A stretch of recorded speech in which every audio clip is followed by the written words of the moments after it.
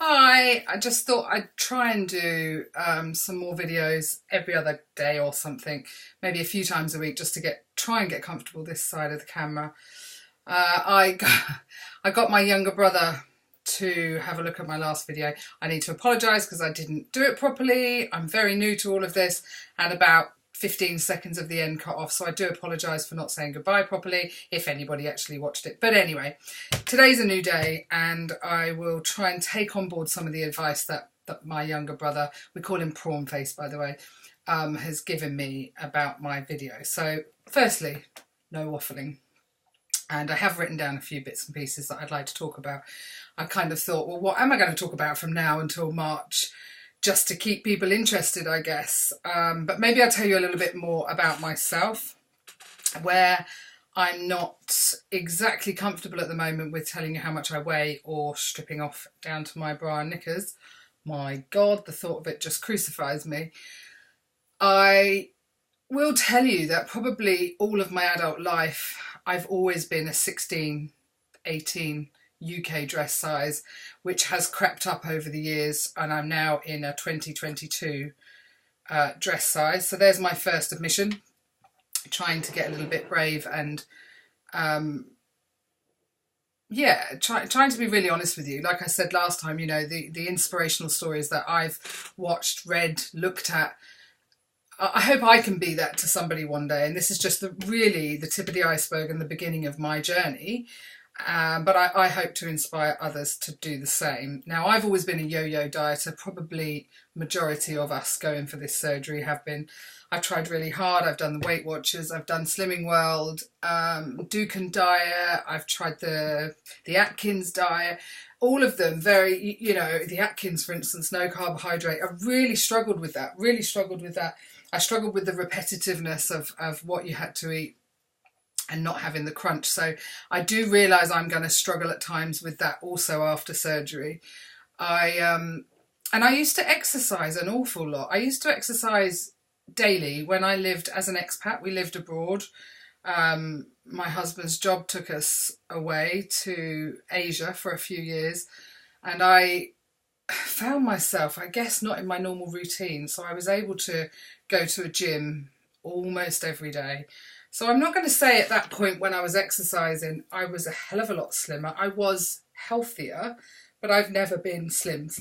So as much as I felt fantastic, it wasn't necessarily something that made me spring into shape. Obviously, your diet has to go hand in hand with your exercise. And the reason I'm mentioning it is I'm really hoping after surgery that my motivation for exercise is going to come back. I am fortunate. I've got so much equipment out in the garage here. It's basically a full-on gym for me to be able to. It's not like I have to get in the car and go to a gym. I can put my gear on and step outside. But the motivation for probably the last 18 months has been zero. So that's one of my biggest wishes, that will come back with a little bit of weight loss, and then I can gain some energy, get back in the gym and start to feel better about myself. What else was I going to say to you? I wrote a few things down today because my brother mocked me a little bit. No, he didn't actually. He gave me some sound advice about what to do. He did say that I should put some pictures up of myself, not necessarily in my knickers and bra, God forbid, but just a full-length picture to show you that I'm not just head and shoulders. And I will eventually, I guess, but this is all about me trying to get confident behind the camera, as I've said before. So just small steps each time, I think. So letting you know what dress size I'm in, for instance, just to let you know that the struggle's real. I quit smoking. It made me think about this today.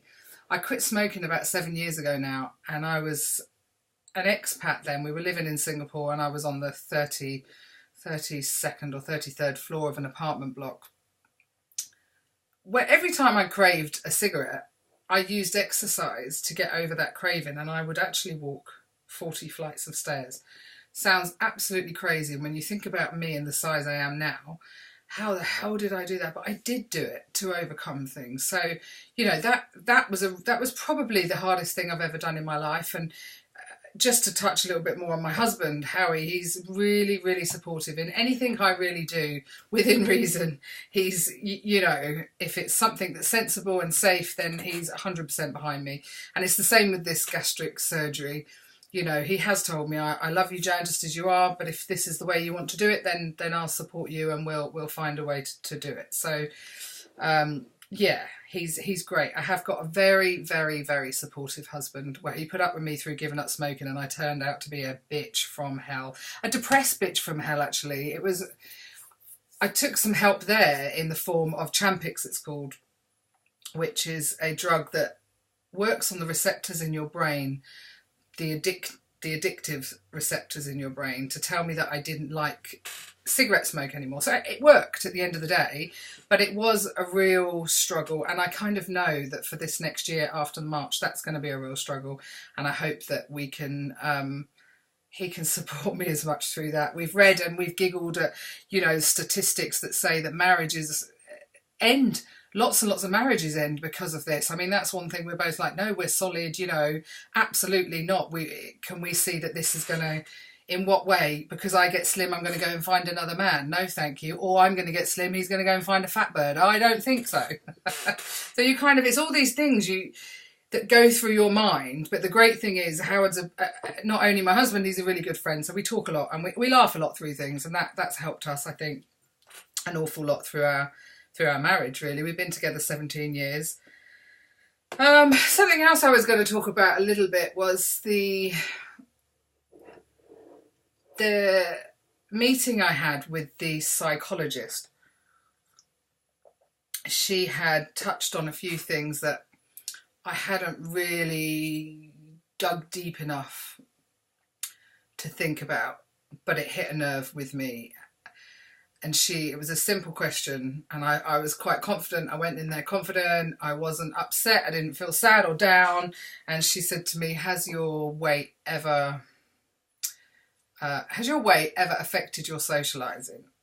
And suddenly I had to think and be honest. I can't lie about it, because it has affected my social life. It's affected my social life mainly where my husband's concerned.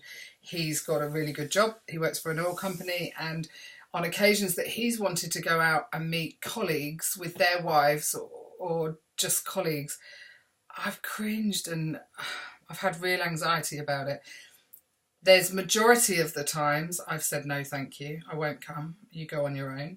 And on the odd time that I have gone, it's been horrendous. I can't even try to explain, really. And people that know me, if you're watching this, you would probably find this really hard to believe, because I'm Jan, I come across as the most confident, outspoken, honest, bubbly person you'll ever meet. But actually deep down, I suppose it's like the old saying goes, isn't it? Nobody really knows what goes on behind closed doors. And I think, you know, I'm not all that confident, really, especially not the size I am at the moment. So when it comes to going out, I'll take one recently, my husband's family. Absolutely, I love all of them. I don't have an issue with anybody.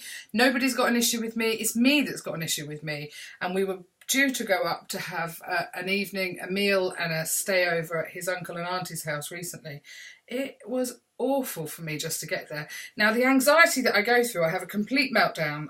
In my head, I'm just thinking I'm inadequate, Howard could do so much better than me, I'm fat, horrible blob, and yet I worry about it, have a meltdown, I even start to cry, and then I get myself ready and I'm angry and nothing feels right, nothing fits right. It's like a state of a premenstrual mood, and then when I get there, within seconds, all of it disappears.